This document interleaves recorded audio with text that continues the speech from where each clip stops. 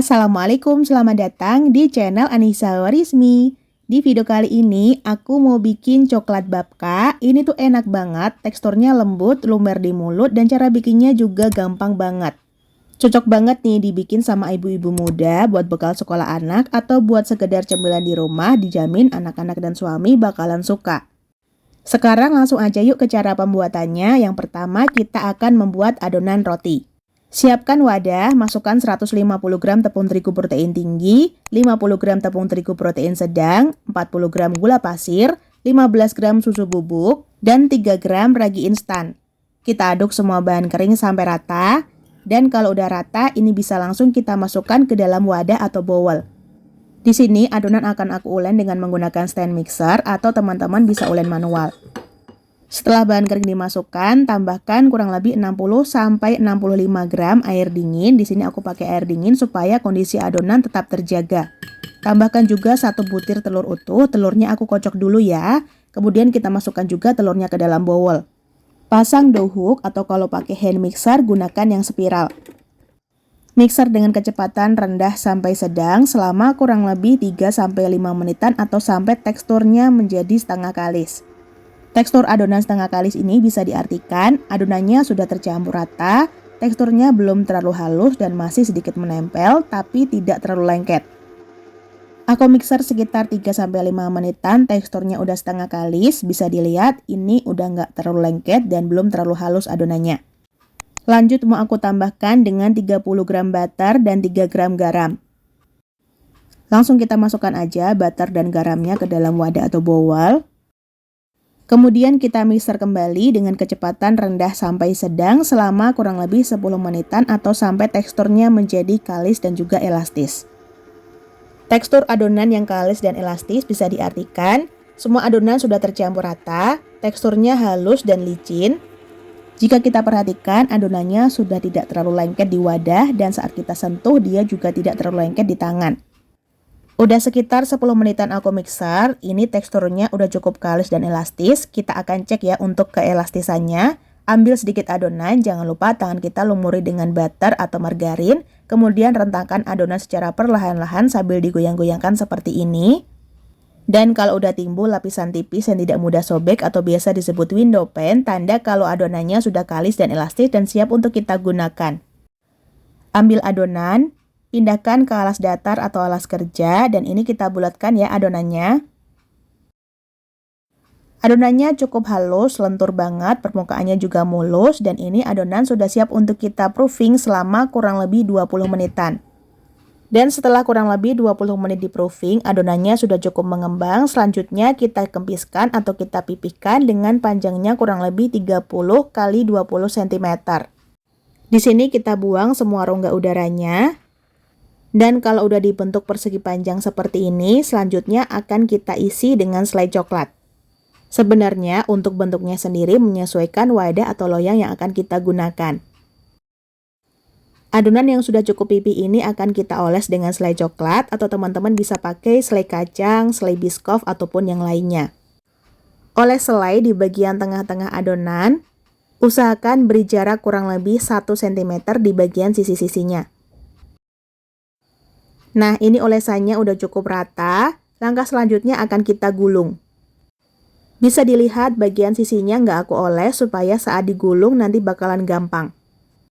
Ambil adonan dari ujung, kemudian kita lipat dan kita gulung perlahan-lahan. Oh ya, supaya adonan nggak lengket di alas kerja atau alas datarnya, sebelum adonan kita pipihkan bisa dioles dulu pakai margarin atau butter atau bisa juga ditabur dengan tepung terigu. Kita gulung sampai ujung. Kemudian di bagian ujungnya kita cubit-cubit seperti ini supaya nggak terlepas. Di ujung samping kanan dan kirinya juga aku tutup. Selanjutnya akan kita bagi adonan menjadi 2 bagian. Di sini untuk membaginya kita gunakan pisau. Usahakan gunakan pisau yang tipis dan tajam supaya lebih gampang. Nah, kalau udah kita bagi jadi 2 bagian seperti ini, selanjutnya bagian ujungnya kita satukan. Dan kita akan kepang ya, caranya gampang banget seperti ini ya, tinggal kita seling-seling aja. Saat mengepang, usahakan bagian yang tampak coklatnya berada di atas. Kepang sampai selesai dan jangan lupa di bagian ujungnya kita cubit kembali. Nah, ini hasil kepangannya udah jadi. Adonan babkanya sudah siap untuk kita letakkan di atas loyang.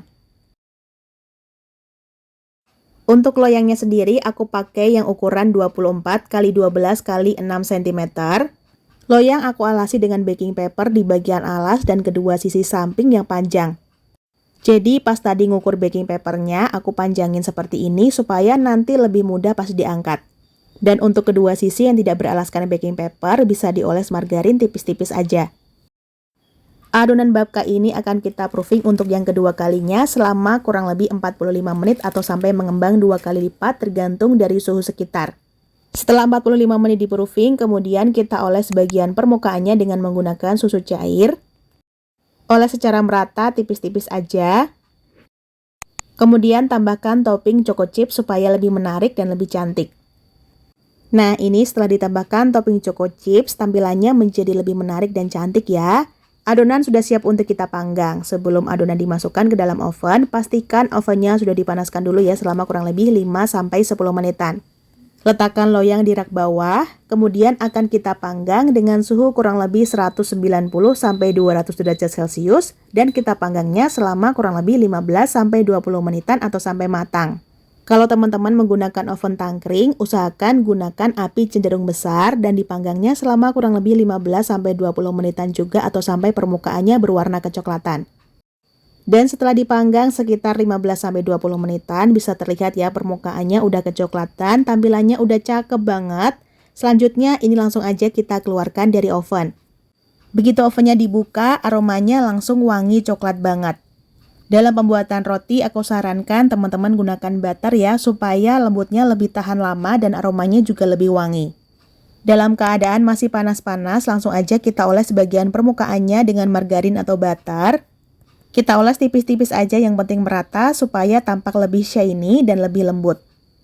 Dan ini coklat babkanya udah jadi, tampilannya cantik, menarik. Meskipun kelihatan kokoh di bagian permukaannya, tapi bagian dalamnya ini super lembut banget. Langsung aja kita keluarkan dari loyang, caranya gampang banget, tinggal kita tarik aja baking papernya seperti ini. Pindahkan ke alas datar atau alas roti dan ini udah siap untuk kita sajikan.